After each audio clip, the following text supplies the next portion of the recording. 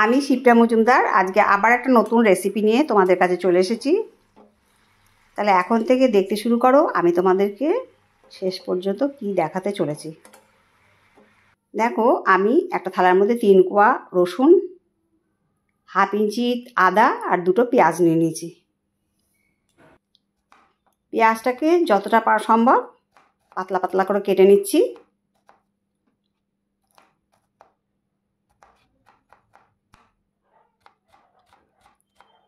পেঁয়াজটা আমার এইভাবে দুটোই প্রায় কাটা হয়ে এলো।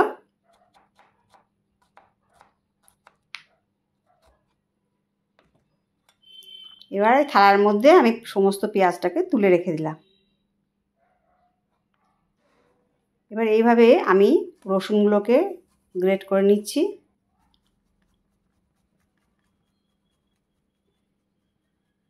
রসুন গ্রেট করা হয়ে গেল, এবার আদাটাকেও গ্রেট করে নিতে হবে।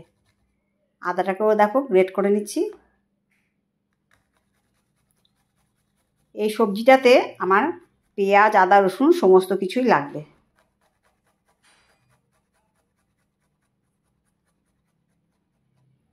এবার দেখো, একটা কাঁচের বাটির মধ্যে জল নিয়েছি, তার মধ্যে ধনে জিরের গুঁড়ো 1 চামচ দিলাম, 1 চামচ হলুদের গুঁড়ো আর 1 চামচ লঙ্কার গুঁড়ো দিলাম। আর সবজির মধ্যে সমস্ত কিছু কেটে ধুয়ে নিয়েছি, বেগুন, কুমড়ো, পটল, আলু আর পুঁই ডাঁটা, পুঁই শাক।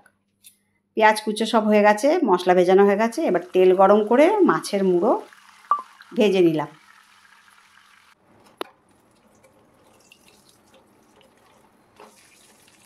এরকম লাল লাল করে মাছের মুড়োটাকে ভেজে নিতে হবে। এবার যে তেলটা বেঁচেছে তার মধ্যে 5 ফোড়ন, তেজপাতা আর একটা শুকনো লঙ্কা ফোড়ন দিয়ে দিলাম। ফোড়নটা যখন ভাজা হয়ে গেল, সুগন্ধ বেরিয়ে গেল, তারপর আমি এর মধ্যে পেঁয়াজটাকে দিয়ে দিলাম। পেঁয়াজটাকে সুন্দর করে নাড়াচাড়া করে নিতে হবে।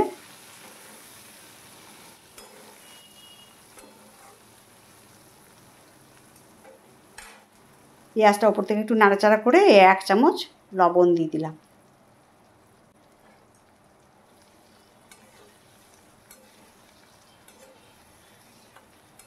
লবণটা দেওয়ার ফলে পেঁয়াজটা খুব তাড়াতাড়ি নরম হয়ে যাবে।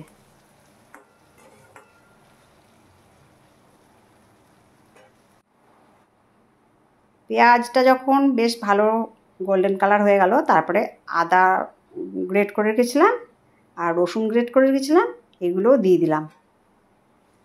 এটাকে নেড়েচেড়ে কষিয়ে নেবো যতক্ষণ না এই আদা রসুনের কাঁচা গন্ধটা যায়, ততক্ষণ পর্যন্ত আমি কষিয়ে নেব।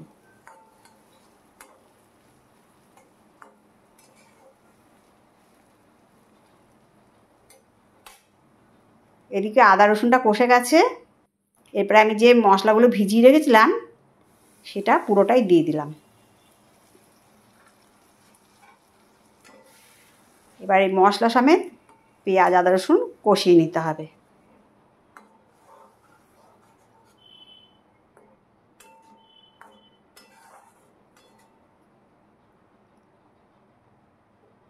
বেশ কিছুক্ষণ নাড়াচাড়া করে কষিয়ে নেওয়ার পরে দেখো তেল বেরিয়ে এসছে, আদা রসুনের কাঁচা গন্ধটাও চলে গেছে।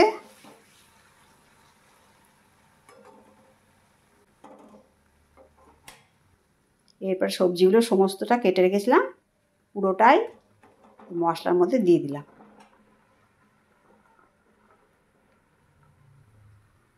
আমি আজকে মাছের মুড়ো দিয়ে পুঁই ডাঁটা দিয়ে একটা ছ্যাঁচড়া তৈরি করে দেখাবো, যেটা বিয়ে বাড়িতে ভীষণ জনপ্রিয় একটা আইটেম।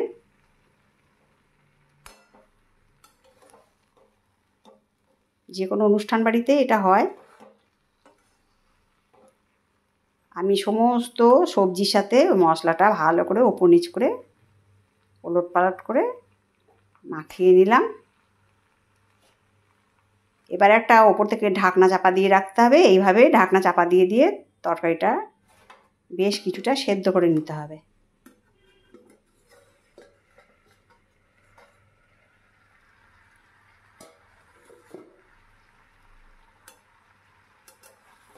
বারবার করে এইভাবে ঢাকনা খুলে রান্না করে নিতে হবে। যেহেতু নুন দেওয়া হয়েছে আগে পেঁয়াজের মধ্যে, ওই নুন দেওয়ার ফলে সবজি থেকে জল বেরোবে, তাতেই কিন্তু সবজিটা রান্না হয়ে যাবে। আমি যে আজকে মাছের মুড়ো দিয়ে পুঁই ডাঁটার ছ্যাঁচড়া তৈরি করে দেখাচ্ছি, এটা সুন্দরভাবে সেদ্ধ হয়ে যাবে। আর একটুখানি পরিমাণ লবণ দিয়ে দিলাম। তোমরা লক্ষ্য করেছো আমি সবজি দেওয়ার পরে কিন্তু কোনো লবণ দিইনি। পেঁয়াজ ভাজার সময় যতটুকু লবণ দিয়েছিলাম তার মধ্যে এই এক্সট্রা লবণটুকু দিয়ে দিলাম স্বাদ অনুযায়ী। এখানে আমি আমাদের দুজনের অনুপাতে করছি, তোমরা যেমন পরিমাণে করবে তোমরা সেই অনুপাতে সমস্ত কিছু নিয়ে নেবে। এটা ভীষণ টেস্টি একটা রেসিপি, অবশ্যই তোমরা ট্রাই করো। এইভাবে বারে বারে ঢাকনা খুলে এই রান্নাটা করে নিতে হবে। দেখো কতটা জল বেরিয়ে এসছে। এবার উপর থেকে একটু চিনি দিলাম। চিনি দেওয়ার ফলে সবজিটা ভীষণ সুন্দর টেস্ট হবে, স্বাদটা ব্যালেন্স হয়ে যায়। এবারে আমি মাছের মুড়োগুলো দিয়ে দিলাম।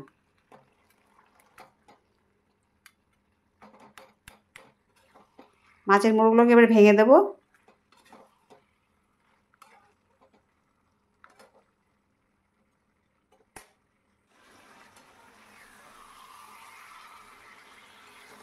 সবজি থেকে বেশ জল বেরিয়েছিল নুন চিনিটা দেওয়ার ফলে, আর ঢাকনা দিয়ে রান্না করার ফলে দেখো কত সুন্দর দেখতে হয়েছে। আশা করি তোমাদের রেসিপিটা ভালো লাগবে। যদি ভালো লাগে লাইক, শেয়ার, কমেন্ট আর সাবস্ক্রাইব করে আমার চ্যানেলের পাশে থাকার জন্য অনুরোধ করলাম। আমার কাছের দূরের বন্ধুরা তোমরা অনেক অনেক ভালোবাসা নিও। আর যারা আমার প্রথম চ্যানেলটা ভিজিট করছো তাদেরকে বলছি অবশ্যই টেনে দেখো না, স্কিপ করো না, আর বেল বাটনটা অবশ্যই প্রেস করে দিও। দেখো সবজিটা আমার রান্না করা হয়ে গেছে, কত সুন্দর দেখতে লাগছে। তাহলে পুঁই ডাঁটা দিয়ে মাছের মুড়ো দিয়ে ছ্যাঁচড়াটা কেমন দেখতে হয়েছে নিশ্চয়ই পছন্দ হয়েছে। তাহলে আজ এই পর্যন্ত রাখি, পরে আবার একটা নতুন কোনো রেসিপি নিয়ে তোমাদের কাছে চলে আসব। তাহলে রাখলাম, কেমন? টাটা।